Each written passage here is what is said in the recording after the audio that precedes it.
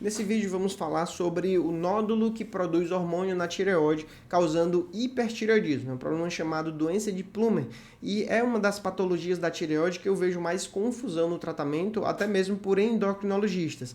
Eu sou cirurgião de cabeça e pescoço, é uma das especialidades que trata as doenças da tireoide, né? Pode ser o endócrino, pode ser o cirurgião de cabeça e pescoço. E a doença de Plummer, o nódulo tóxico produtor de hormônio, é uma doença que o tratamento é feito pelo cirurgião. Então, deixa eu colocar aqui algumas imagens de uma paciente que eu atendi esses dias. Então, aqui a gente consegue ver os exames que o paciente apresenta. Geralmente, no começo do diagnóstico, é comum ver um TSH bem baixo, menor do que 0,01, né, que realmente a gente sabe que é hipertireoidismo, e um T4 livre bem acima dos valores de referência. Então, o TSH muito baixo e o T4 livre alto, isso é igual a hipertireoidismo. Quando a gente começa a investigar as causas do hipertireoidismo, que além desses exames, a gente solicita os marcadores TRAB, anti-TPO e anti-tireoglobulina para ver se a causa é doença de Graves ou tireoidite de Hashimoto. Quando o problema é nódulo produzindo hormônio, todos eles vêm negativos, e quando a gente faz o exame de ultrassom da tireoide, está lá um nódulo, geralmente um nódulo de 2 centímetros, 3 centímetros, que pode já ser visível no pescoço, e nesses casos, hipertireoidismo e nódulo, a gente precisa fazer um exame de cintilografia da tireoide, que é um exame que você dá um marcador e vai fazer um exame de imagem para ver onde esse marcador foi absorvido. Então, essa paciente fez o marcador, fez a cintilografia, e a gente consegue ver que do lado direito da tireoide a captação está bem intensa e do lado esquerdo ela está bem apagada. Então, isso é um diagnóstico claro de doença de Plummer, é um nódulo grande produzindo hormônio, e nesses casos o tratamento ele é bem diferente dos outros casos de hipertireoidismo. Então, no hipertireoidismo, nós temos 3 opções de tratamento.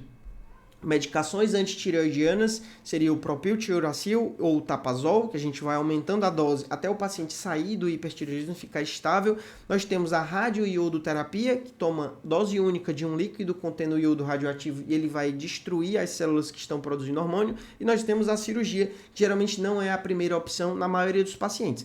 Porém, nos pacientes que têm um nódulo que está produzindo hormônio, que não é uma doença inflamatória, não é uma doença autoimune, esse paciente, esse nódulo, ele dificilmente vai deixar de produzir hormônio. Então é comum ter que usar o tapazol por muitos meses e anos e não vai resolver.